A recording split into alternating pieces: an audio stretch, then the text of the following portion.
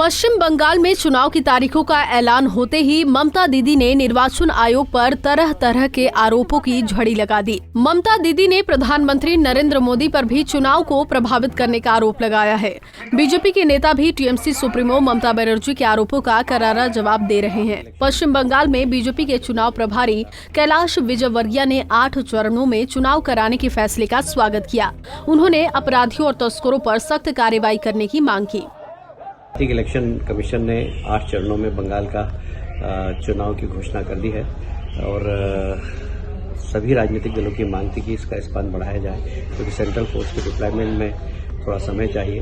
और मैं चुनाव आयोग से ये भी निवेदन करूंगा कि रक्त रंजित चुनाव नहीं हो। इसके लिए बहुत ज़रूरी है कि वे सब असामाजिक तत्व जो लिस्टेड हैं, जो कहीं ना कहीं स्मगलिंग करते हैं, विशेषकर सीमावर्ती जिलों में, वहां पर तत्काल उन्हें राउंड अप करें, उन्हें लॉकअप करें। यदि वे बाहर रहेंगे तो शांतिपूर्ण चुनाव नहीं हो सकते।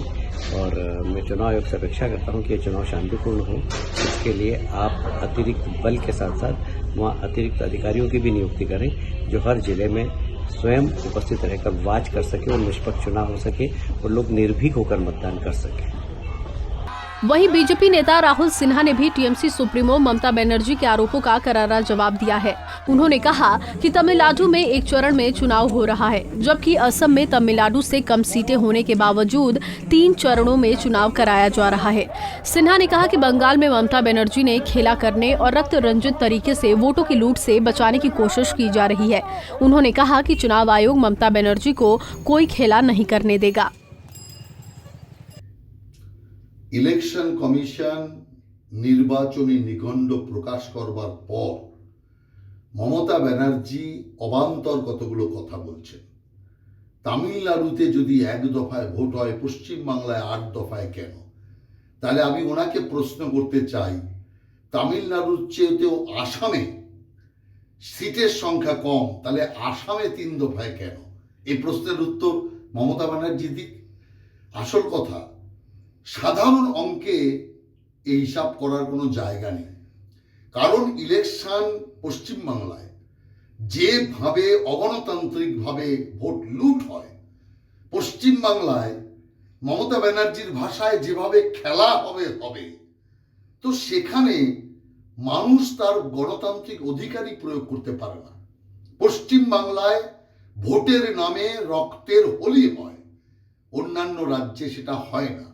অতএব সেই কারণে ইলেকশন কমিশন এই ভোটকে পুরোপুরি গণতান্ত্রিক করার জন্য, অবাধ শান্তিপূর্ণ করার জন্য 8 দফায় নির্বাচন করার সিদ্ধান্ত নিয়েছে, যেটা অত্যন্ত সঙ্গত। মমতা ব্যানার্জির গায়ে লাগছে এই কারণে যে 8 দফায় ইলেকশন হলে নজরদারি অনেক বেশি হবে, আর সেক্ষেত্রে ওদের জেতার সম্ভাবনা কমে যাবে। কারণ মানুষ যত বেশি ভোট দিতে পারবে, ততই তৃণমূলের হার আরো বেশি নিকটে আসবে। वहीं ममता बनर्जी के आरोपों का प्रदेश बीजेपी अध्यक्ष दिलीप घोष ने भी 2 टूक जवाब दिया। घोष ने कहा कि राजनीतिक हिंसा की वजह से मतदाताओं को सुरक्षा प्रदान करने के लिए चुनाव आयोग ने सही फैसला लिया है। घोष ने कहा कि ममता सरकार को खुद पर और अपने अधिकारियों पर अब भरोसा नहीं रह गया। घोष ने कहा कि अब बीजेपी सत्ता में आएगी, तब 1 दिन में बंगाल में चुनाव कराना संभव हो पाएगा। आईन शृंखलार परिस्थितिर ऊपर एगुलो निर्भर करे। पश्चिमबंगे आईन शृंखला बोले किछु नहीं। जे धरनेर अपकर्म होच्छे, खून धर्षण थेके आरम्भ करे तोलाबाजी, सिंडिकेट, राजनीतिक हिंसा, प्रत्येक एक भयेर मध्य आछे, सबाई असुरक्षित। सेई जोन्नो प्रशासन यदि ठीक हय, स्वाभाविकभावे एगुलोर प्रयोजन होबे ना। आजके काश्मीरेও शांतिते भोट हये गेल, एकटा ढिल पड़लो ना। बांगलाय केन भोट करलेन ना कর্পোরেশন মিউনিসিপ্যালিটি? এখানে 2 বছর বাকি আছে, বালুরঘাটে ভোট কেন? তার মানে সরকারের আত্মবিশ্বাস নষ্ট হয়ে গেছে, নিজের প্রশাসনের প্রতি বিশ্বাস নষ্ট হয়ে গেছে। আর সত্যি তাই, এটা আমরা অনুভব করছি যারা রাজনীতি করি, বিরোধী রাজনীতি পদে পদে বিপদের মুখে থাকতে হয়। पश्चिम बंगाल में 2016 के विधानसभा चुनाव भी 7 चरणों में कराए गए थे। इस बार केवल 1 चरण बढ़ाया गया है।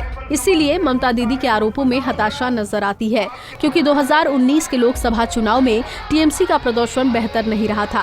इसीलिए ममता बनर्जी को आशंका है कि कहीं विधानसभा चुनाव में 10 साल के एंटी इनकम्बेंसी का असर न पड़ जाए। वैसे भी राजनीतिक हिंसा के मामलों में पश्चिम बंगाल ने सभी राज्यों को पीछे छोड़ दिया है। इसीलिए चुनाव आयोग ने जमीनी हालात का जायजा लेने के बाद 8 चरणों में चुनाव करवाने का फैसला किया। पंजाब केसरी टीवी के लिए कोलकाता और दिनाजपुर से उदय की रिपोर्ट।